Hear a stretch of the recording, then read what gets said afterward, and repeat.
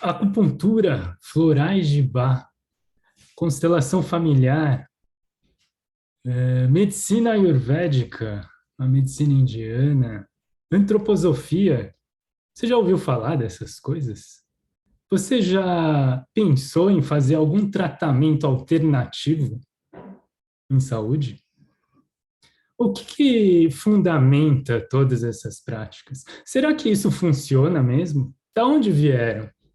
Elas foram criadas recentemente ou são antigas?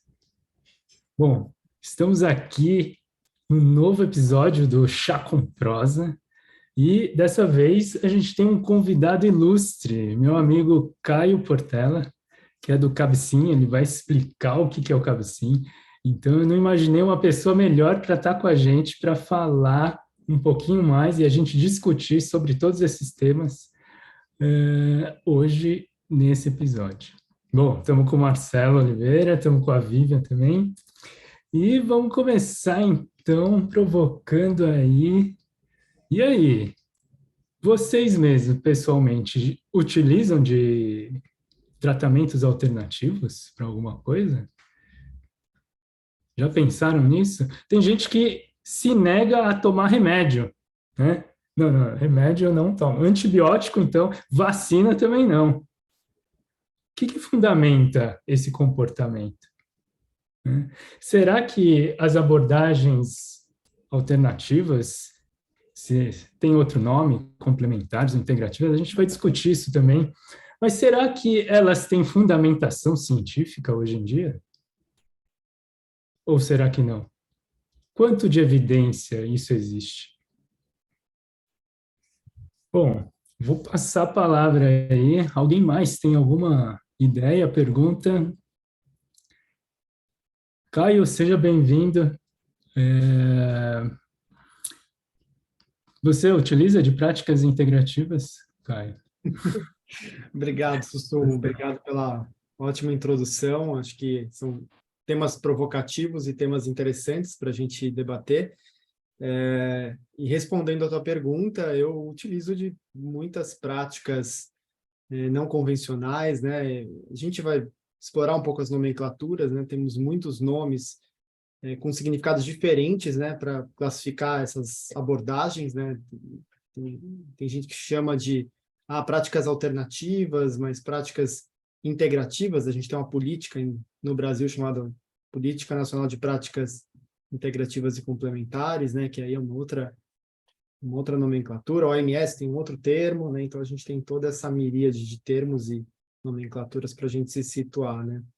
E eu particularmente gosto muito da fitoterapia, né, das plantas medicinais, com uma riqueza muito grande aqui no nosso país. O Brasil tem simplesmente a maior biodiversidade de plantas do mundo, né? Então a gente tem um potencial infinito aí para trabalhar com plantas medicinais, né, de forma terapêutica.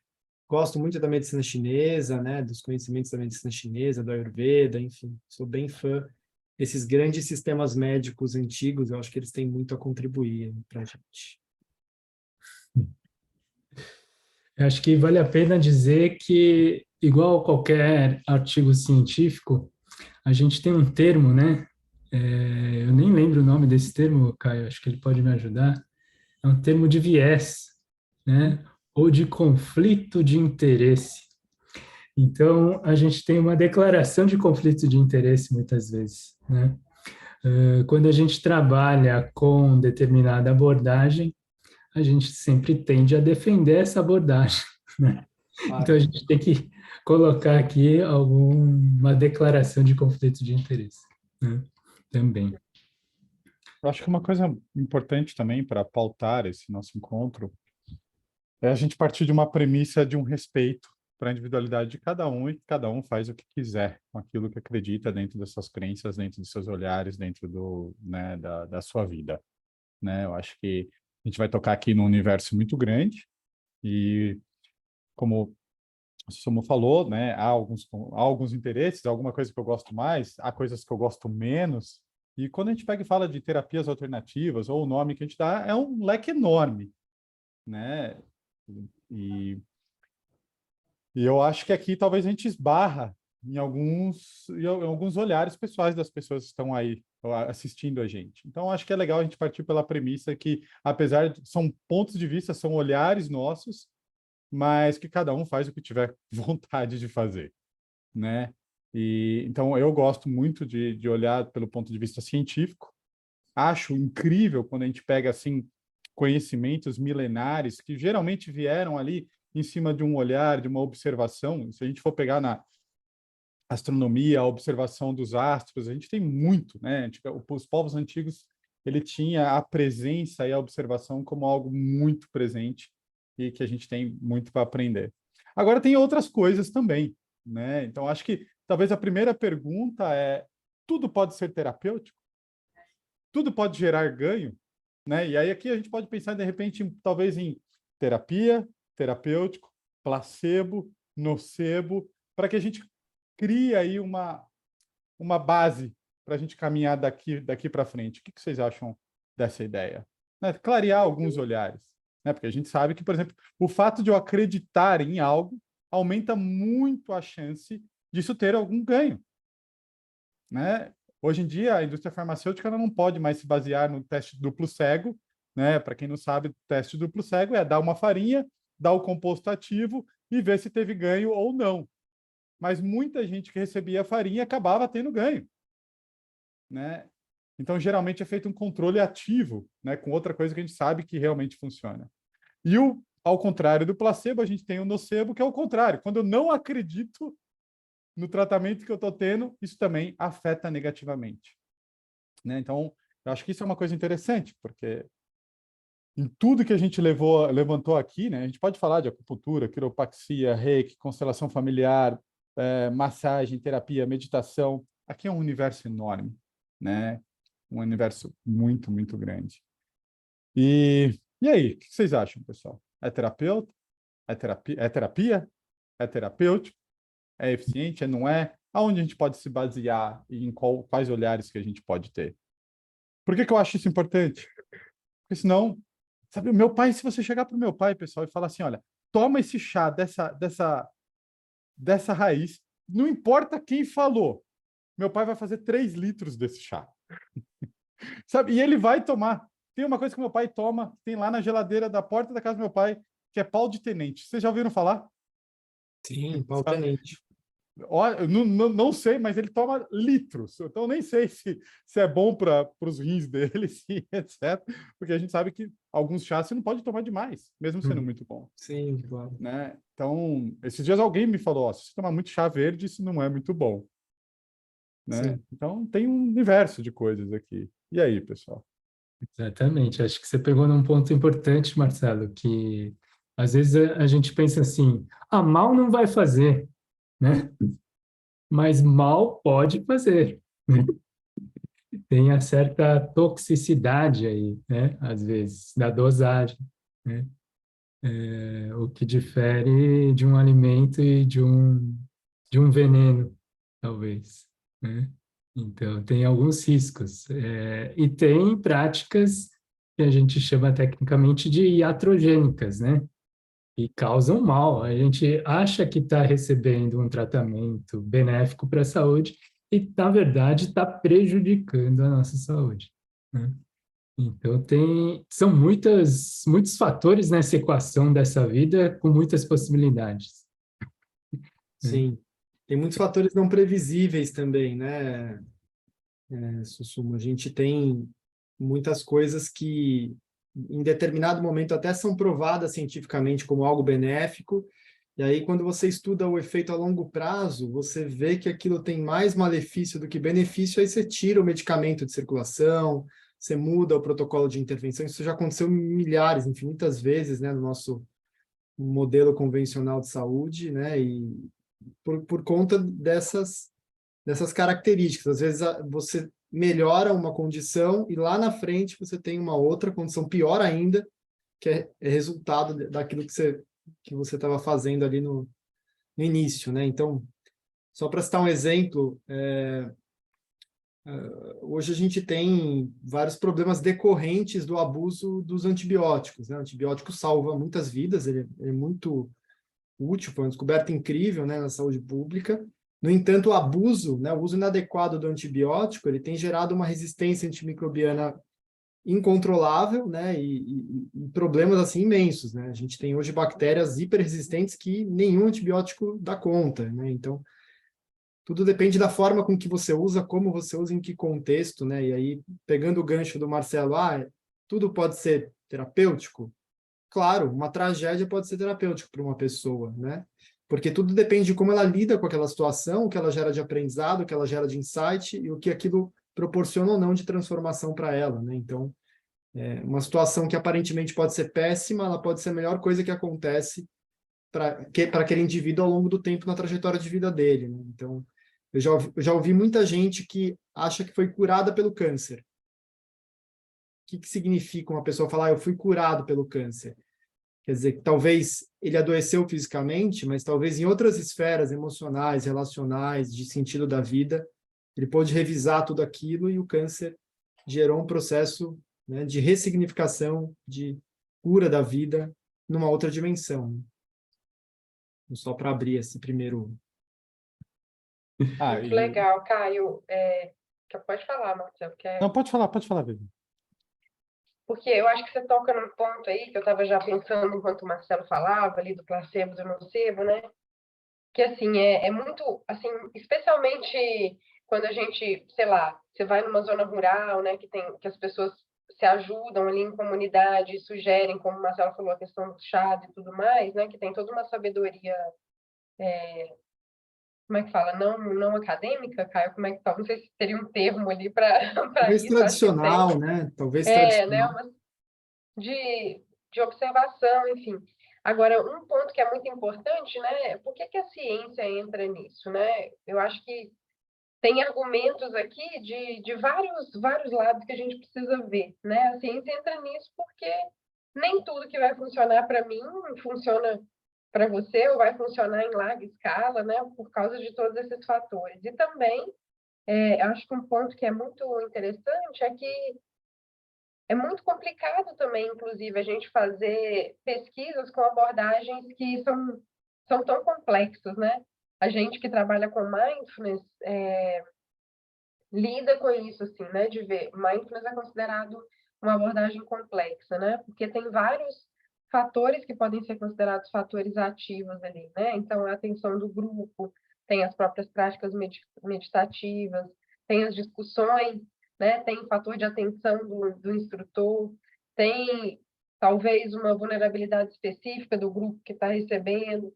Então, é muito complicado você já controlar só a intervenção, né? Como é que você vai ainda controlar aspectos da vida da pessoa? Por exemplo, uma pessoa que busca por um programa de meditação, provavelmente ela já tem maior abertura para abordagens não convencionais, né? Digamos assim. Então, talvez, provavelmente, ela já faz outras escolhas na vida que contribuem nessa direção também.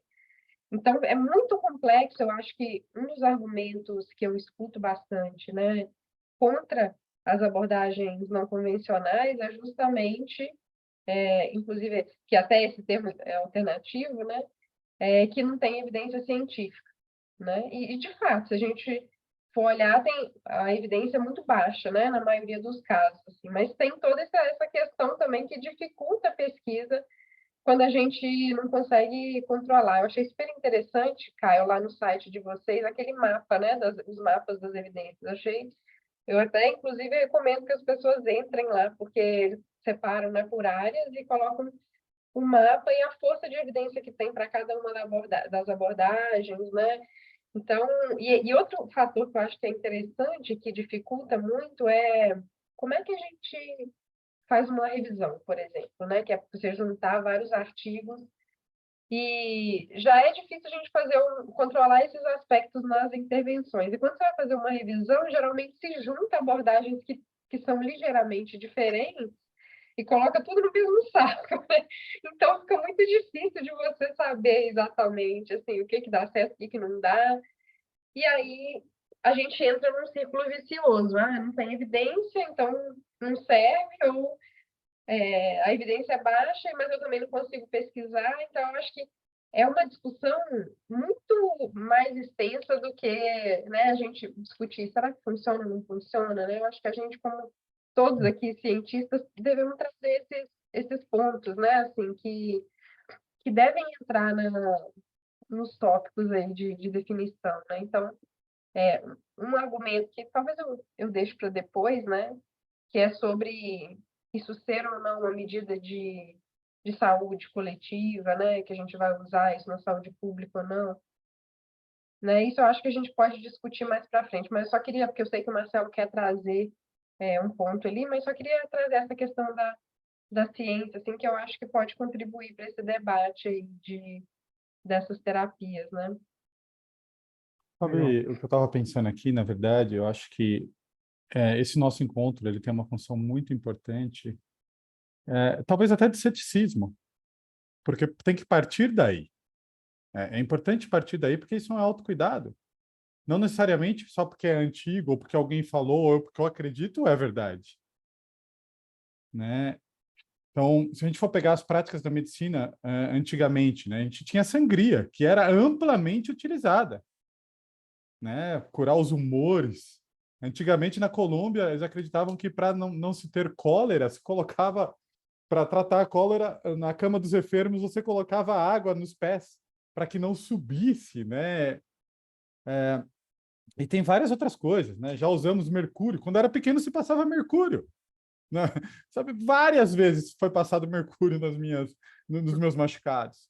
E não faz muito tempo atrás que se usava ampolas radioativas, né? No começo, quando a gente começou a manipular. E outras coisas, como... Biotônico Fontoura, né? Cheio de álcool Exato, para criança, né? né? Assim, E muitas vezes até algumas ervas que eram danosas. E existiam alguns conhecimentos, né? Quando conhece a história do Rasputin, né? Aquele famoso personagem russo que se dizia que ele tomava um pouco de veneno de cobra por dia e ele era imune, né? À mordida de cobra, né? Então, eu acho que a gente parte aqui de algumas coisas que são importantes para o ser humano. Então, por exemplo, até o pensamento positivo. Sabe, vamos pegar uma crença. Se eu tiver pensamento positivo, o universo vai conspirar ao meu favor. Não existe esse olhar. Agora, há alguns ganhos quando eu tenho um pensamento positivo, porque isso me diminui a minha esquiva experiencial, né? E faz com que eu acredite. E para viver bem, você precisa acreditar. Senão você não pega o carro e vai para a praia, porque alguém pode bater o carro, né, em você. Agora, eu lembro uma paciente minha que ela chega e fala assim: Marcelo, essa semana foi muito difícil. Porque meu filho foi jogar bola, chegou a hora de ele voltar para casa e ele não chegava. E começou a passar o tempo, e eu comecei a ficar preocupado, comecei a ficar pensando um monte de coisa ruim. E, Marcelo, se acontecesse uma coisa ruim com ele, a culpa seria minha, porque eu estava pensando em desgraça. Ué, se eu acredito que um pensamento positivo, o universo vai conspirar a favor para acontecer, uma mãe que pensa na desgraça do filho, se acontecer alguma coisa, a culpa é dela. Foi essa linha de raciocínio. E que mãe que não vai pensar numa desgraça se o filho não está chegando? E pelo contrário, isso às vezes é importante para cuidar do filho, né? Então, eu acho que a gente entra um pouco no imaginário humano, né? E esse imaginário, ele se correlaciona diretamente com muitas linhas terapêuticas. Não é? Posso colocar uma observação, Marcelo? É meio pessoal. E depois acho que eu passo a bola para o Caio para ele dar uma explanação geral assim sobre o próprio Cabecim, que a gente não apresentou, o que eles apresentam dentro do Cabecim, Ok. e sobre até a nomenclatura que a gente usa, e sobre, eu vou usar esse termo, as cosmologias das abordagens aí, né? E ao te ouvir, Marcelo, a sua primeira frase, eu não sei se a gente conversou antes ou já estava gravando, né? Que a gente tem uma conversa, né? Eu lembrei do seu pai, que toma o chá aí quando ele... né? A gente gravou isso falando?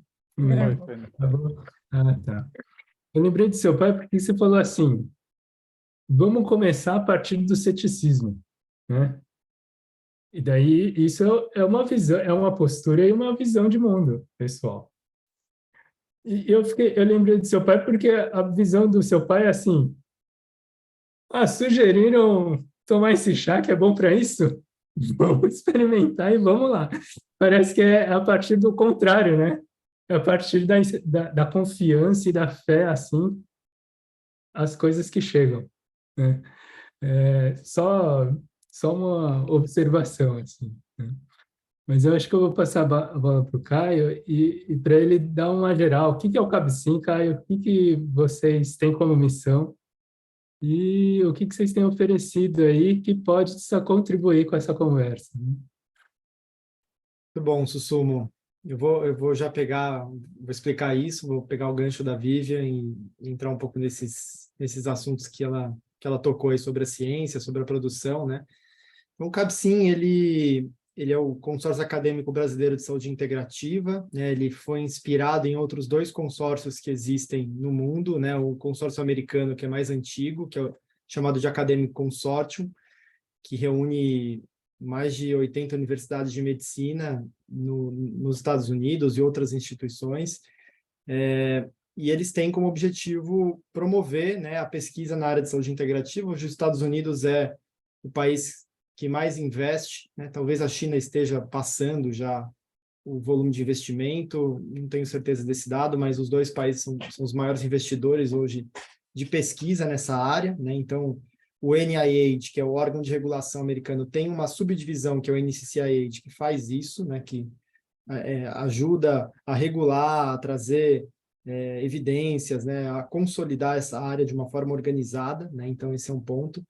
E aí o CABSIM veio inspirado nesses consórcios, né? A gente existe oficialmente desde 2018, e desde então a missão do consórcio é promover pesquisa, né, de qualidade, promover redes de pesquisadores, trazer financiamento para fazer pesquisa nessa área, e congregar, né, todo esse movimento em prol de políticas públicas, né? Então, nosso objetivo fim é ter políticas públicas com base em evidência, né, políticas públicas seguras, políticas públicas que tenham um olhar integral do ser humano, que tenham um foco em promoção da saúde, né, que tenham uma visão de ser humano mais ampla, que é o que o que muita gente vai buscar quando vai atrás de uma técnica ou de uma abordagem ou de uma prática de uma linha integrativa, né, que a gente fala. E a gente usa esse termo integrativo para substituir a ideia polarizada, né, do alternativo, né? É claro que se a gente for olhar para técnicas, né, e abordagens, muitas abordagens são alternativas mesmo, né? Então, eu vou usar um exemplo aí da área de vocês, né? Vocês são do Mindfulness. Eu posso, muitas vezes, lidar com um sintoma de ansiedade usando Mindfulness, né? Eu posso treinar uma pessoa, né, instrumentá-la com Mindfulness e ela dar conta do sintoma de ansiedade dela, ou ela pode tomar um ansiolítico, né? É uma alternativa, né? Cada alternativa tem as suas vantagens e desvantagens, né? Tem as suas características, né? O ansiolítico vai ser rápido, o indivíduo vai tomar naquele momento, ele vai ter um controle químico daquela ansiedade, ele vai viver aquela situação ali de controle imediato. No entanto, ao longo do tempo, né, se a pessoa aprende a meditar e com isso ela tem um controle endógeno da ansiedade, né? E aí muitas pesquisas, né, isso tem a ver com uma limitação da ciência, né? Eu já vou entrar num outro tema aqui. É muito difícil fazer pesquisa de longo prazo, né? É caro, é difícil você manter os indivíduos, é difícil você controlar os fatores, né? Quanto mais ampla é a abordagem, quanto mais multi-alvo você tem a abordagem, né? Às vezes você tem abordagens multimodais, né? A maior parte das grandes medicinas são multimodais, né? Medicina chinesa, Ayurveda.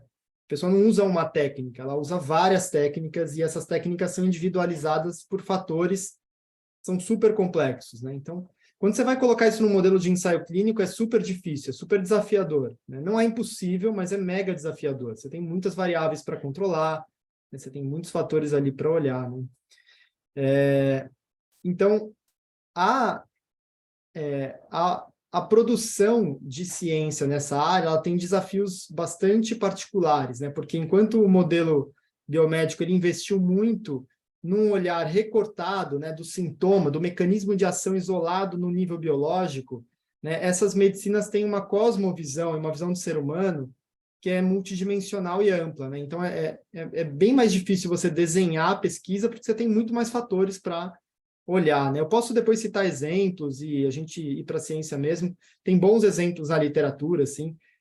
Então, por exemplo, tem pesquisas mostrando a correlação entre a classificação de doshas, Pitta, Vata e Kapha, do Ayurveda, que são tipos constitucionais, com a genética, né? E aí você mostra uma correlação significativa de pensar em Pitta, Vata e Kapha do ponto de vista genético, né? Com fenótipos, né? Das pessoas, né? Isso é um tipo de estudo que junta os dois mundos, né? E por que eu estou falando isso? Porque o alternativo foi substituído pela ideia de integrativo, porque a ideia é que você tenha um sistema que converse e que faça o melhor para o indivíduo dentro daquilo que ele precisa, né? Muitas vezes o modelo biomédico não tem recurso para lidar com aquela condição, né? O recurso que existe é limitado, né? O recurso que existe leva a pessoa a se sentir insatisfeita, né? Leva ela a ter um efeito nocebo sobre o próprio tratamento, né? Porque ela está insatisfeita com a abordagem, ela não acredita naquilo, né? Então, algumas coisas precisam ser consideradas passando pela escolha do paciente, a segurança da intervenção, né? E também as evidências, né, que são construídas. E aí as técnicas, essas abordagens, elas não são todas iguais do ponto de vista de evidência. Você tem abordagens, né, você tem técnicas que têm muita evidência produzida, por exemplo, a acupuntura, tem um volume imenso de revisões sistemáticas. Nosso mapa de evidências deu 170 e sei lá quantas revisões sistemáticas de acupuntura, especificamente, né, para muitos desfechos interessantes, né? Então, você tem lá várias evidências sólidas. Meditação, o mapa de evidências que tem um recorte de tempo, de 2 anos atrás, já tinha 191 revisões sistemáticas, né? Isso passando por já vários crivos, né, de recorte metodológico de um mapa de evidência, né? Então, no banco de dados hoje do CABSIM, a gente tem um pouco mais de 1.500 revisões sistemáticas de várias das práticas, das abordagens, né? É claro que algumas não tem nada, né? Se você me perguntar o que tem de revisão sistemática de constelação familiar, não tem nada, né? Ainda não tem, né? Ninguém fez pesquisa, nem primária de constelação familiar direito, tem pouquíssimas coisas, né? Então não dá para ter revisão, não dá para você ter uma confiabilidade ainda da abordagem. Isso quer dizer que a abordagem é de todo ruim ou que não serve? Não, de jeito nenhum.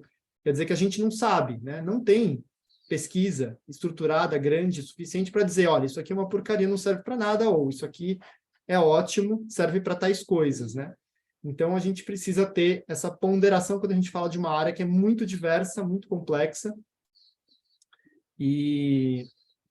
enfim, o consórcio ele tem essa função da gente olhar para essas abordagens dessa forma cética, né? Mas também respeitosa, né, e com o reconhecimento dessas medicinas tradicionais todas que embasaram o modelo biomédico, da qual ele bebeu dessas fontes, né, e a gente entender também que tem muita iatrogenia no modelo convencional também, porque a pesquisa ela não é neutra. A gente sabe que hoje o financiamento de pesquisa é um outro problema, né, porque quem financia a maior parte do volume de dinheiro que vai para pesquisa, e fazer pesquisa é caro, né, na área da saúde, a gente sabe o custo que é um ensaio clínico, é a indústria, né, e a indústria tem o que o Susumu disse, chamado conflito de interesse, né, então, assim, eu estou financiando um ensaio clínico que vai bancar a solução que, para mim, vai me dar lucro, e, assim, milhões e milhões de lucro, né, então, a gente tem situações muito delicadas, né, às vezes a indústria esconde, oculta uma parte do resultado, né, porque ela não quer que aquilo chegue no público, e aí ninguém replica o estudo, porque o estudo é caríssimo, né, quem replica é a própria indústria que tem interesse em cima daquilo. Então, a gente tem várias situações, né, delicadas na ciência que a gente precisa olhar e colocar tudo nas suas devidas caixinhas e a gente olhar isso com o máximo de racionalidade possível, né. Então, só para fazer essa introdução breve aqui. Maravilha, Caio. Eu acho que vale a pena ressaltar, acho que um ponto da sua fala, que é por que eu diria, sempre existiu, eu diria, um interesse de uma parte da população em práticas não convencionais. Mas eu diria que há um aumento, um crescente aumento de interesse e busca por abordagens não convencionais, ou o que a gente chama de fora do sistema hegemônico, né? E eu acho que você colocou um ponto que existe uma relação de insatisfação, muitas vezes, ou de desconfiança, né? Apesar de muitas práticas biomédicas terem evidências científicas muitas vezes têm limitações, como bem disse, né? E às vezes uma coisa que antes estava declarado e com um corpo de evidência, e é ótimo, depois de um tempo começou a ter um corpo de evidência que isso não faz bem mais, né? Talvez por isso há uma desconfiança. E talvez na própria percepção direta da pessoa utilizando isso. Então, é uma evidência, não é científica, assim, mas é experiencial, é direta da pessoa. O que acontece com você quando você usa isso? Isso a curto prazo, isso a longo prazo, né? Eu acho que às vezes a gente está se baseando muito no fora e não olha para dentro também, né? E é isso, acho que o Caio colocou um ponto também que vale a pena ressaltar, e quando não tem evidência, talvez seja ingênuo eu falar assim, isso não funciona, isso não tem evidência. Não, você não sabe. Se isso não tem evidência, eu só sei que nada sei sobre isso. Eu não posso afirmar que isso não funciona, né? Então, às vezes é muito ingênuo, isso não tem evidência e jogar fora, né? Então, eu acho que isso traz um discernimento do nosso lugar, né? A gente vai criando muitos preconceitos e muitas imagens sobre Tem que ter certas um coisas que a gente certo, desconhece, né? mas tem que ter um certo parâmetro aqui também, né, Sussumo? Um certo, como a gente estava conversando antes, por exemplo. Não tem evidência sobre florais de bar, mas foi feito em cima de um sonho de alguém, sabe? Pô, o cara sonha, tem 29 plantas ao redor da minha casa que vão salvar o mundo, sabe? É um pouco de uma certa coerência também, sabe? Tudo bem quem usa, quem Então, acredita, como a gente pegou e falou, mas também. é um ponto, né? Pode falar talvez, detalhar um pouquinho sobre o que o Caio trouxe sobre cosmologias, né? Então, cada abordagem, talvez os florais de Bach, a própria medicina chinesa, a própria medicina indiana, a própria medicina biomédica, cada uma dessas abordagens tem um olhar sobre a vida. E quando você traz, Marcelo, assim, é necessário, eu diria, ser respeitoso com a diversidade de olhares, né? Parece que, às vezes, quando a gente vive uma cultura hegemonicamente científica, eu diria de uma ciência até, vou dizer, positivista, né? Materialista, que precisa comprovar as coisas, medir as coisas, né? A gente precisa medir. Para ser científico, vamos dizer, moderno, precisa medir. E essa é uma cultura hegemônica. E quando a gente quer incluir a diversidade de visões, tem ciências, vamos dizer, que não é dessa moderna, que não é necessário medir. São outras evidências, porque a concepção e a visão de vida, de corpo, de mente, são completamente outras. Então, são contextos culturais diferentes, né?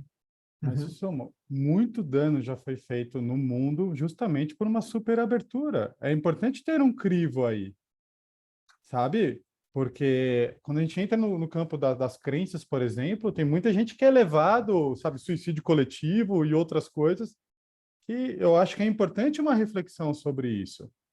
sabe? Tudo bem, há muitas É que sabe, não é um universo importante, enorme. né? Isso não quer dizer que não é importante. Tudo bem, mas acho que talvez seja importante para pensar um pouco sobre, Então, né? mas Deixa eu Marcelo, trazer ó, um ponto aqui. Vamos lá, vamos começando a ficar do jeito que o pessoal gosta, né?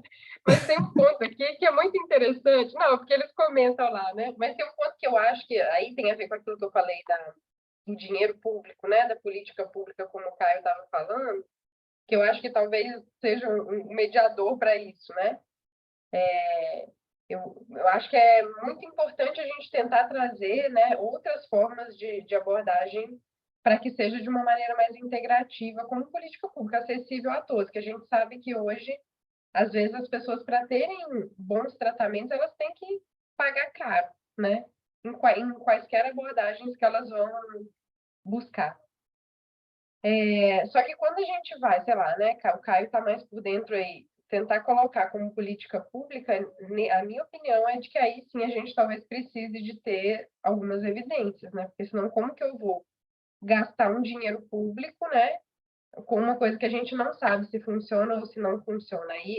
Então, eu acho que cada um tem o direito de buscar o que ele quer, né? E a gente tem que respeitar todas as abordagens. Mas eu acho que, e por isso que eu acho que é tão importante o trabalho, né, do Cabecinha, assim, tipo, ou de agências que têm essa intenção, porque há uma responsabilidade que a gente tem que ter, né, ao trazer, já que não é tudo que funciona para mim, vai funcionar para todo mundo, eu também não posso gastar um dinheiro público com uma coisa que eu não sei também se vai trazer benefício, né?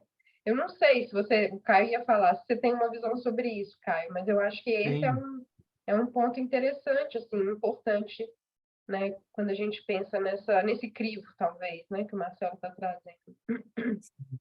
Não, eu só ia dizer que, assim, existe um dogma dominante na ciência que é movido por interesses sociais, econômicos e culturais, né? Então, a ciência, ela não é necessariamente comprometida com um grau de neutralidade e questionamento das próprias bases, né? Como o Susumu disse, você encontra por aí muita gente falando assim, eu sou um cientista hard science, tudo isso aqui é pseudociência, né? E aí, assim, quando você vai olhar do ponto de vista científico, a base que a pessoa usa para dizer, para se afirmar como cientista hard science, que é o materialismo restrito, né, que são todas teorias, na verdade, que não são provadas, né, não tem nada que prove que o universo é restrito àquele recorte e que nada daquilo pode ser questionado, e que você não tem outras possibilidades ali, né? Na verdade, a gente está numa grande incerteza de muitas coisas. É claro que o Marcelo fala que a gente tem que ter um senso crítico, isso é óbvio, inclusive quando a gente trabalha com política pública, né? Ainda mais assim, isso tem que seguir, né, a escolha desse coletivo, esse arcabouço cultural coletivo, né, que escolheu validar as coisas por esse método científico, por esse grupo de pessoas, esse recorte, essa estratégia, essa forma de lidar. Se você for olhar a medicina indiana, né, ela é o mainstream na Índia, não é a medicina convencional, biomédica, não é essa o mainstream na Índia, é a medicina indiana. E aí, o que me diz, o que me dá direito de dizer assim, isso que os indianos fazem não vale nada, isso é tudo pseudociência, é uma porcaria, o que vale é o meu sistema, né? Sendo que muitas vezes as descobertas científicas do nosso modelo dizem que o que eles estão fazendo, às vezes é bem melhor do que o que a gente estava fazendo, porque é um conhecimento milenar ali, e eles sacaram uma coisa que a gente, por uma via totalmente inusitada, que a gente não teria chego, né? Não chegou pelo nosso entendimento normal, né? Então, assim, tem uma série de nuances aí, uma complexidade grande que a gente tem que considerar, e o integrativo é justamente um movimento, ele não é um arcabouço fechado de conhecimento, ele não é um movimento pronto, ele é um encontro, né, dessas modalidades, essas multiplicidades de visões no campo da ciência, né, que tem gerado recondicionamentos e novas teorias e novos modelos de visão do ser humano, né?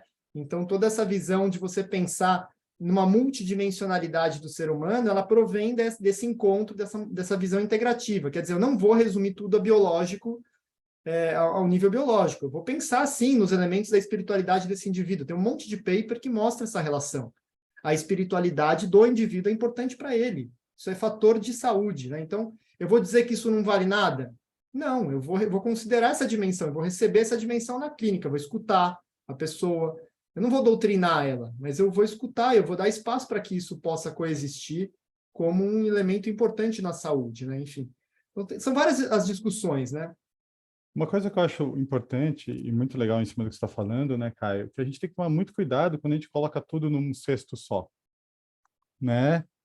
Poxa, se a medicina Ayurveda, se a medicina chinesa, ela me traz alguns ganhos e promoveu alguns reolhares da medicina ocidental, isso é ótimo, mas não quer dizer que ou a outra que também é considerado alternativa, complementar, é igual, porque isso aqui é uma correlação muito perigosa. Porque senão eu Exatamente. coloco tudo dentro e falo, pô, já que esse aqui funciona, pô, essa aqui é uma coisa meio mágica lá da Índia, então eu posso pegar uma coisa meio mágica de outro lugar que mágica por mágica funciona, né? E a gente tem que tomar um certo cuidado. Por exemplo, se a gente entrar nesse campo, quanta gente foi salva psicologicamente ou fisicamente por todas as tradições religiosas? A gente vai encontrar um nível de evidência alto, altíssimo. Só que, poxa, é muito fácil entender alguns processos se a gente vai atrás. Qualquer religião no mundo, ela trabalha em cima de duas premissas. A diminuição da esquiva experiencial, porque se eu sou, sabe, se eu acredito em algo, eu posso enfrentar, e também disciplina, porque toda religião tem um sistema de conduta humana. Então, quando você pega... Pertencimento, né, Marcelo? Como, Vivian? E pertencimento também, né? Exato, três coisas. Pertencimento, um sistema de conduta e uma diminuição da esquiva experiencial. É quase impossível você não resolver sua vida de tudo. Financeira, emocionalmente, sentido para a vida, se a gente for pegar. Então, agora, e aí? É a religião em si? Ou o que ela promove? E eu acho que aqui entra num grande ponto que eu acho que sim, é importante a gente refletir. Sabe? Eu acho que tudo bem, o Bá, ele pode ter sido um anjo falou no ouvido dele e ser 100% real, porque eu não sei se existe anjo, não sei se existe espírito, pode ser verdade, mas eu tenho que ter um pezinho aqui. Poxa, peraí. Porque se eu não tiver esse pezinho, eu abro mão para tanta coisa que já foi Isso. tão danosa para o ser humano e que causa dano hoje, que vai ser pior. Né? Sim. Inclusive com a ciência, né? A própria ciência, mas a, A a ciência ciência também é teoricamente deveria dogmática, né? também. Muitas vezes, Exato. né? Bastante, bastante. E norteada por interesses econômicos, né? O É Marcelo quase falou uma agora, religião, né? às vezes é uma religião. E assim, tem muitos grupos radicais em ascensão, né, fazendo esse posicionamento radical da hard science. Então, é uma pessoa da física ou da biologia falando de saúde, que é uma ciência super ampla, né? As ciências da saúde, elas são super amplas, elas precisam ser amplas, elas precisam considerar fatores sociais, elas precisam considerar fatores psicológicos, elas precisam considerar várias outras disciplinas, né? E essas pessoas doutrinando o público em geral a acreditar que é tudo placebo e tudo falso, né? E aí também é um outro extremo, né? Que é isso que o Marcelo falou, coloca tudo no mesmo saco, né? Eu vou até fazer uma crítica aqui a um canal de mídia que me entrevistou esses tempos, né? O G1, uma repórter do G1 veio me entrevistar esses dias, não me contou exatamente o escopo da matéria, mas ela fez uma matéria, assim, me entrevistou mais de uma hora, né, sobre evidências, eu passei um monte de informação para ela, no final, a única frase que ela usou do meu discurso foi: temos evidências insuficientes. Quer dizer, ela não citou nada do que eu disse, do que tem, mas ela usou o recorte que interessava para ela, porque ela queria polemizar. Então, ela construiu toda uma narrativa, chamou uma cientista dessa cética, hard science, que bota tudo no mesmo saco, né? Então, nivela ali uma coisa que tem zero evidência com uma coisa que tem um monte de evidência e fala, é tudo igual, é tudo chamado de práticas integrativas, então é tudo a mesma coisa. E para desqualificar. Então, assim, são estratégias da mídia, né, e também desses grupos que têm que ser questionadas. A gente tem que ter espaço para poder ter senso crítico, no mínimo, para olhar e sentar e pesquisar, né? Então, quem gosta de ciência vai lá no buscador e vai consultar, né? Nos dois extremos, né, Caio? Tanto Sim. no extremo de negação, como no extremo de vou aceitar tudo, né? E eu acho que tem alguns pontos da natureza humana que a gente tem que tomar cuidado. O nosso cérebro tem uma frase que eu amo, que fala assim, quando não há informação, a imaginação toma conta. Né? Isso é a base de todo o sistema de crença humana. Não existe registro da natureza de civilização humana que não tenha tido nenhum tipo de crença. Começa com o animismo, Deus Sol, planta, depois vai para o politeísmo, monoteísmo, e o nosso cérebro ele foi feito para criar padrões ou preencher lacunas. Então, as correlações que são feitas, muitas vezes, elas são muito perigosas. Se eu tomei essa água agora e melhorei da minha gripe, mas ontem eu não tomei essa água, pode ser que essa água tenha melhorado. Né? Então, eu acho que aqui a gente toca num ponto que a natureza humana, o psicológico coletivo humano, ele depõe contra. E temos que tomar cuidado, porque é muito mais fácil ele depor contra. Porque, primeiro, que nasce a esperança. Né? E se você colocar um grupo que acredita, eu quero fazer parte do grupo. Então, aqui a gente conhece até alguns viés políticos que as pessoas se perdem totalmente.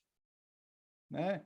Então, eu acho muito importante esse olhar, sabe, com os pés no chão, não de negar tudo, mas também não de aceitar tudo e simplesmente, sabe, porque não dá para a gente colocar muita coisa no mesmo patamar aqui, não dá, sabe? Tudo bem quem vai, quem trabalha, sabe? Eu já participei de constelação familiar, eu acho o processo extremamente terapêutico, principalmente se a pessoa que estiver conduzindo for hábil, se for uma pessoa hábil, vai ser terapêutico. Você está trabalhando com imagens, com olhares, com pessoas, com dinamismo. Agora, a explicação disso, desculpa quem gosta, e eu não quero entrar na discussão disso, mas para mim é meio que um desfavor. Sabe? Se foi o meu tio-avô que um dia fez isso, por que não foi a minha tia-avó? Por que eu só peguei desse tio-avô?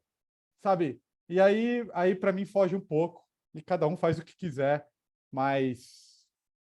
Talvez, Marcelo, para a gente falar sobre algum tema, é necessário a gente se aprofundar nesse tema. É difícil a gente falar sobre sem mergulhar e se aprofundar e estudar de fato a abordagem, né? Eu fico bem receoso em falar sobre alguma coisa se eu não mergulhei nessa coisa, de fato, né? Por isso que é muito, eu diria, profundo os contextos culturais. Assim, é muito difícil. Por exemplo, eu estudo um pouco da medicina chinesa. Tendo nascido no Brasil, é muito difícil, nessa época, mesmo que eu nascesse na China, né, hoje, ia ser muito difícil eu ter a visão de vida que o chinês antigo teve. Quando ele construiu as estruturas dessa visão e dessa abordagem. Então, é algo muito difícil de falar sobre sem saber exatamente, né? Deixa eu pegar um gancho aí, Sussumo, e perguntar até, né, que eu acho que é um ponto interessante também. Porque eu concordo, né? Toda essa visão integrativa, inclusive a gente está nesse barco também, né? Porque a gente trabalha com mindfulness. É tudo, como eu estava falando no começo, é uma visão tão mais ampliada. E quando a gente pensa em políticas públicas, né? Às vezes eu fico me questionando se a gente consegue garantir, inclusive, a fidelidade da intervenção, sabe? Assim, porque, né, Caio, você estava falando ali das medicinas tradicionais, né? Que vão, por exemplo, a Ayurveda. Eu mesmo fiz até um curso mais aprofundado de Ayurveda, só que eu acho complexo, super complexo de incluir na minha própria vida, né? Assim, porque você tem que ter muita disciplina e tem toda uma organização, né? Então, não sei, queria debater um pouco, assim, será que a gente consegue, porque já que é tão individual também, como é que a gente vai garantir que isso seja feito da maneira correta também, né? Do jeito que tem que ser visto. A gente sabe da dificuldade de formação de profissionais até para a medicina hegemônica, assim, né? Então, também é um ponto que me preocupa, sabe? Sim. Não sei, queria, assim, é uma dúvida mesmo e... Não, o que você está falando tem muito a ver com a formação, né? Eu dei aula para médicos, dou aula para médicos há alguns anos, medicina convencional mesmo, né? Então, E tem uma coisa que eu percebo das formações médicas em geral, e se você for olhar a literatura, ela vai um pouco nessa direção, assim.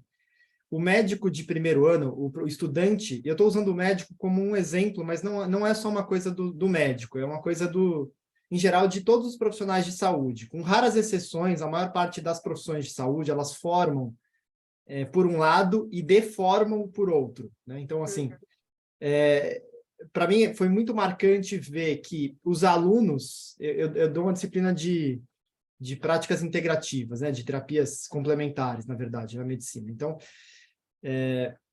quando eu pego alunos do início, né, que estão no começo do curso, eles vão melhor na disciplina do que os alunos que estão no final, mas eu percebi o porquê disso, porque quando eu construí os casos, né, os casos eram casos que levavam você a pensar de forma complexa e multidimensional. Então, você tinha vários fatores ali, né, e você tinha que sair do pensamento restrito biológico para poder lidar com aquela situação, né? E aí, ao mesmo tempo que o médico ele ganha uma capacidade de hiperespecialização, ele perde capacidade de pensamento complexo, porque está tudo resumido a um protocolo, né? Uma coisa que ou é ou não é, né? Só existe um caminho, é o padrão ouro que você vai aprender e é isso, né? E você decora aquilo. Então, você fecha a cabeça para outras possibilidades. Enquanto um médico chinês ele está pensando num mundo de padrões e de interações, ele tem 20 caminhos diferentes para resolver aquele equilíbrio.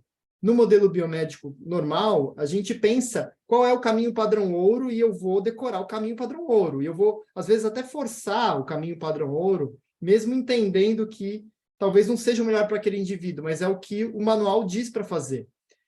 Então, assim, são dois extremos de novo, né? Então, quando eu abro demais essa possibilidade do pensamento reducionista, eu perco uma capacidade de visão de pensamento complexo, né? Então, isso gera um prejuízo imenso, né, de formação. Então, é muito difícil você pegar um profissional formado e devolver para ele a visão complexa, porque é quase que um curso de desespecialização. É quase como assim, cara, você vai ter que reaprender a olhar as coisas de uma forma mais ampla, a considerar outros fatores, a olhar para a pessoa de verdade e não só para a doença, né? Então, uma das coisas que as pessoas tentam e buscam a saúde integrativa é o fato delas se sentirem coisas, né? Ah, eu sou só um diagnóstico, né? Eu sou um diagnóstico. A pessoa nem me olha, ela nem quer saber nada de mim, ela quer só saber do diagnóstico. Esse recorte ele é ensinado, né? Ele é ensinado nas faculdades, né? E isso tira um fator muito importante, que é o fator da individualidade, né? Porque quando você faz um teste de validação de uma técnica, você vai pela média, né? Então você tira uma média de indivíduos que melhoram com aquela condição. Mas você tem exceções ali, né? E aí você perde a capacidade de olhar as exceções, você perde o olhar da clínica, né? A capacidade de fazer um diagnóstico clínico, olhando de fato para a pessoa, percebendo os fatores ali dela, individuais, né? E aí você tem o movimento da medicina personalizada, né? Essa ideia de medicina personalizada conversa com isso, né? Mas é um prejuízo Eu que a acho gente que tem que mudar todo o paradigma para que isso seja realmente possível e aplicável de maneira, né, a se transformar numa política pública, porque senão eu acho que a gente corre risco também de ter uma medicina tradicional sendo realizada de forma reducionista, né? Porque a gente precisa da epidemiologia, né? E também de ter essa, né, toda essa parte mais, mais generalizável também, né? Eu acho muito pertinente a sua pergunta, Viviane. Não sei se a gente precisa ir finalizando, mas eu vou dar um comentário idealista, vamos dizer assim. E pensando nessa cultura talvez um pouco mais individualista que a gente vive, né? Que uma saída eu diria, está na educação pessoal. Não está só na formação de profissionais de saúde com visões integrativas. Por quê? Porque, e talvez a gente esteja falando justamente para esse público, né? O quanto tudo isso pode contribuir para a nossa própria formação pessoal, para o nosso próprio discernimento, para as nossas próprias escolhas e para o nosso corpo, de repente, desenvolver essa sensibilidade para as diferentes abordagens, né? Eu vou dar um exemplo, nem sei onde que eu vi, deve ser informações de cuidados integrativos aí. Me veio bem a imagem da quadra poliesportiva, né? A quadra poliesportiva. A quadra poliesportiva tem várias linhas, né? Várias faixas do vôlei, faixa do futebol, faixa do handball, né? Do basquete. Tem várias faixas. Só que a gente entra em quadra e a gente vai jogar o quê? Vamos jogar basquete. Então, vai valer essas faixas. Então, às vezes, não dá para jogar basquete com as faixas do vôlei, assim, né? E vice-versa. E vira uma bagunça. Mas é a mesma quadra, né, que está lá. Então, eu acho que isso traz um discernimento também sobre as abordagens alternativas, integrativas e complementares, né? Por quê? Porque a alternativa é assim, ou você usa um jogo aqui, uma regra, ou outra regra. Não dá para usar dois tipos de jogos aqui, a faixa vai dar confusão. Então, é alternativo. Quando é complementar, ó, metade da quadra usa uma coisa, ou em um momento, 5 minutos vamos jogar isso. Outros 5 minutos vamos jogar outro jogo. E vai complementando, uma hora uma coisa, uma hora outra, né? E agora, o que seria o integrativo, né? O integrativo, a gente tem que criar outro jogo que nenhum desses que está rolando, para poder funcionar, porque senão não vai funcionar. Isso. E esse discernimento às vezes pode ser pessoal, às vezes não está na mão do profissional. O integrativo em si é a integração do profissional com a pessoa também, e as escolhas coletivas juntas desses dois, né? Então, de forma coletiva, se todos tivéssemos uma formação básica, uma formação de discernimento sobre a vida, sobre o próprio corpo, as escolhas vão sendo elaboradas e criadas no decorrer da vida, no decorrer dos encontros com as situações, pessoalmente. Então, não existe uma escolha definitiva para todos igual, né? É só um comentário, não sei se deu para entender, mas é um discernimento que se desenvolve pessoalmente, né? Esse acho que é um grande convite para todos nós. Eu acho que foi muito legal, Sussuma, assim, te ouvir. Eu achei que foi muito ilustrativo, assim, né? Eu acho muito legal essa sua capacidade criativa, assim, de colocar as coisas em metáforas, né? E eu concordo, eu acho que cada um de nós tem a sua responsabilidade, né? Mas é aquilo, né? Como a gente está num sistema que, às vezes, mesmo eu querendo, às vezes eu encontro muitas barreiras, né? Então, nem sempre também isso vai ser possível, mesmo que, enfim, por uma questão socioeconômica, né? Num sistema neoliberal que a gente vive.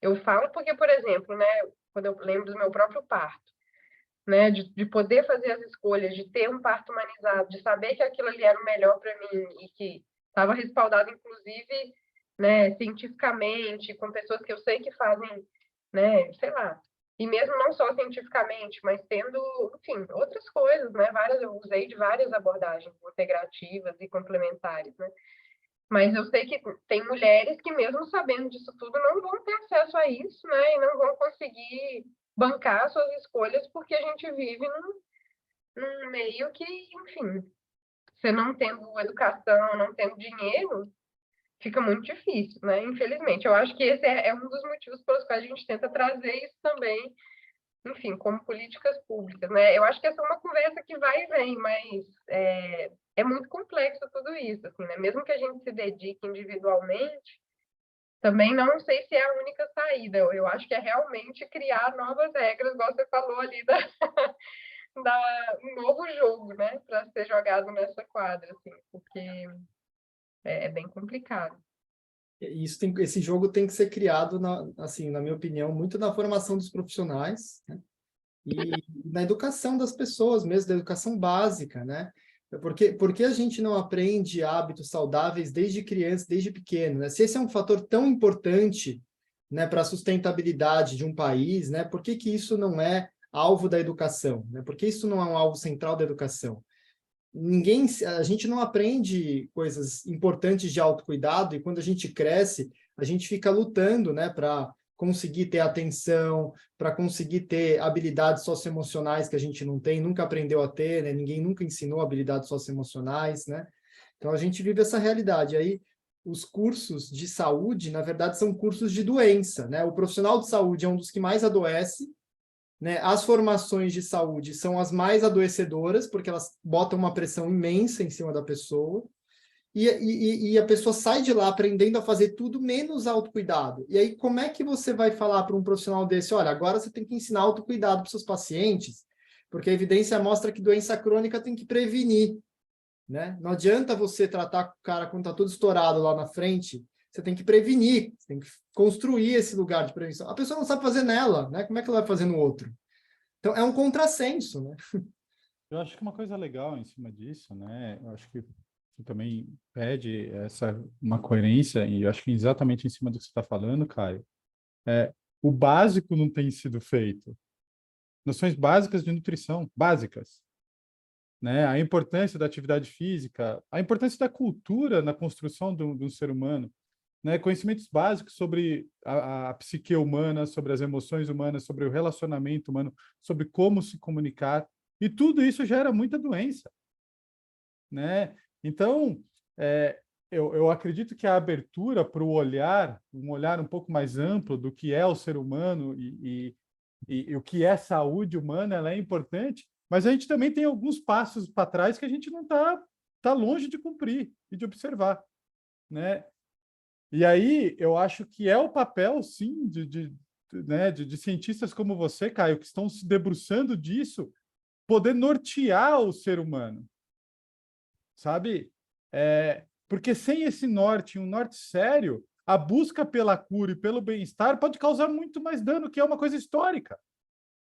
Porque minha avó fez, porque isso aconteceu, e aqui eu fico preocupado, porque infelizmente tem mais dano em cima dessa noção do que o contrário, sabe? Então, eu acho que é importante o ser humano debruçar para poder guiar. Como o Susumu falou, antes de eu pegar e falar alguma coisa, eu tenho que saber. E tem que ter alguém estudando para isso. Agora, eu não posso cair num achismo, porque senão é perigoso. Porque muito dano na humanidade já foi feito em cima do achismo. Isso me preocupa, sabe? E quando eu penso em saúde, eu penso sim. Eu costumo falar isso que dentro de qualquer consultório da área da saúde deveria se observar atividade física, alimentação e sono e relação social, contato social. Porque sem essas coisas, aí não vai haver saúde nenhuma. E aí as pessoas podem, de repente, querer milagre. Sua fala me lembrou de um caso que eu acompanhei um pouco. A Vivian falou de parto, né? De uma pessoa que era muito fiel às práticas integrativas e queria um parto normal, assim, de todo jeito. E isso acabou criando um sofrimento fetal, né? Isso acabou tendo consequências crônicas, né? Então, é de fato um perigo, assim, às vezes se agarrar demais a uma coisa ou a outra, né? Então, tem todo um discernimento aí a se desenvolver. E é triste presenciar isso, né? Eu acho que é a obediência, né? Os dogmas, né, Sussumo? Não é isso, tem o que serve para cada momento, igual, e para cada necessidade, né? Então, por mais que você se prepare tudo, pode ser necessário alguma intervenção, né? Alguma coisa, e a gente tem que entender isso, porque você não ter nenhum tipo de conhecimento e simplesmente ser levado é nocivo, ou também ser muito firme só em uma abordagem, né? Porque aí você também fica sujeito a esse tipo de coisa. Então, eu acho que é super importante. E aí eu acho que o que permeia isso tudo é a ética, né? A ética profissional também de quem acompanha as pessoas, né? Eu acho que a gente precisa precisa ter ética, né? O Marcelo estava falando da questão de religião. Ah, então, porque tem efeito, eu vou prescrever uma religião, né? Qual que é o limite? Né? Então, assim, eu acho que isso que é uma coisa que é muito interessante, assim, da gente pensar como profissionais, assim, que tá cuidando e ajudando, né, alguém nesse seu autodesenvolvimento. Eu acho que aqui é um campo enorme, né? Por isso que só o desfecho a gente tem que tomar cuidado. Eu já vi pessoas que foram salvas pela dança, Uhum. Sim. sabe? Porque se engajaram no movimento, teve uma questão social e foram salvas de uma depressão, por exemplo, Uhum. né? Então, eu acho que esse nosso encontro ele tem uma função extremamente importante, que não é necessariamente dar resposta, mas é de observação e cuidado, né? É cuidado. Tem gente que não aceita muitos olhares da medicina tradicional porque a tradição religiosa da pessoa não permite. Tá cheio de casos assim, e vice-versa, né? Então, é ter um pouco de discernimento, os pés no chão, e até chá verde pode fazer mal, sabe? Então, bom, eu acho que é isso. Acho que daria um outro encontro sobre essa natureza humana e a necessidade da busca e até um desespero, porque a gente quer resolver o que é vida. A gente não quer, né? A gente não quer que as pessoas morram, por exemplo. Esse é um exemplo, mas aí pode ser um encontro para um outro chá com prosa. Bom, acho que é isso, pessoal. Então, fica aqui o convite para quem gostou, curta, compartilhe, né? Comente aí, que eu tenho certeza que uma galera vai me odiar, porque pelo que eu falei aqui, pessoal, é com muito amor. E você faz o que você quiser da sua vida, sabe? Tipo, e se é bom para você, tudo bem, e manda ver. Então, acho que essa aqui é a minha fala final e acho que seria legal ouvir um pouquinho aí, todo mundo. Eu lembrei de duas coisas. Uma é que, culturalmente, o brasileiro é muito aberto, né? Aberto a querer experimentar as coisas, experimenta, independente se eu acredito ou não, eu experimento. E vamos ver o que acontece. Então, cuidado e experimente sim, confie naquilo que você sente, né? É, E outra coisa, eu lembrei de uma palestra de um físico teórico, o Ferrara, lá no MASP, no convite da Lea disse que ele foi lá falar sobre holismo, sistêmica e não sei o que, eu achei fantástica. Eu lembro no final, assim, ele falou assim, não, uma flor pode ser vista por muitos olhares, né? Um biólogo pode ver uma flor e analisar os componentes, os pigmentos, não sei o quê. Uma flor pode ser vista por um poeta e ele fazer uma poesia na flor, né? E a diversidade de olhares. E o ser humano tem essa característica assim preciosa. A gente não é só ciência, a gente não é só crença, só fé também. A gente é tudo isso junto e de repente cada situação a gente vai desfrutar dessa natureza humana de uma forma. Então, celebre a vida com a sua natureza humana nessa multiplicidade de habilidades. Bom, eu queria também trazer isso. Eu acho que as próprias reflexões que eu fui fazendo aqui foram me ajudando a lembrar, e eu acho que é útil também a gente se lembrar que tem diferentes pontos de vista, né? Assim, eu acho que é importante a gente abrir um pouco a nossa visão, como o Caio estava falando mais cedo. A gente é muito bombardeado de fragmentos, né? Assim, de informações.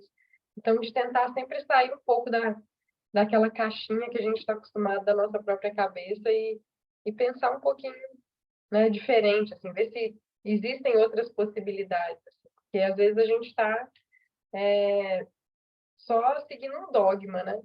Então, acho que isso é importante também, junto com esse autoconhecimento do que é importante para mim, né, nesse momento da minha vida. Acho que é isso. E agradecer a presença do Caio também, por ter topado estar aqui com a gente, batendo esse papo. Obrigado, gente. Foi um prazer e saio daqui com várias reflexões e várias pérolas, né, que a gente trouxe aqui. E eu queria deixar só a mensagem de que, independente, né, da abordagem, ou da técnica, ou do caminho que você escolha, né, você precisa, né, e é importante sempre você desenvolver um papel ativo em relação à sua construção de saúde, né? Isso é o cerne de um caminho longevo, né? De um caminho sustentável para a saúde, né? Então, toda vez que você se coloca como um objeto, né, passivo, né, que eu vou chegar ali, o profissional vai resolver alguma coisa para mim e eu não tenho nada a ver com aquilo, né? Eu cometo um equívoco enorme, enorme, porque tudo depende, né, dos meus hábitos, do meu estilo de vida, da forma com que eu lido com as coisas, aonde eu estou, meus círculos de relação, né? Tudo depende dessa complexidade que é a vida e que é esse ser humano, né? Então, estar ativo na construção da saúde ou no cuidado com uma doença ou com o desequilíbrio que você está vivendo naquele momento é sempre muito importante. Então, independente da abordagem, é importante você estar ativo e você estar atento e você aprender com aquilo e você construir, de fato, junto com o profissional, junto com o caminho que você escolheu, né? De forma consciente, plena, né? Presente. Então, é isso. Maravilha. Agradecemos, então, Caio. Ótima colocação. E acho que a gente deixa aí uma pergunta aí. Você está ativo no cultivo, na construção da sua saúde? Responde aí para a gente. Você se utiliza de abordagens não convencionais? O que você acha delas? Bom, tudo de bom? A gente se vê. Até a próxima. Até. É.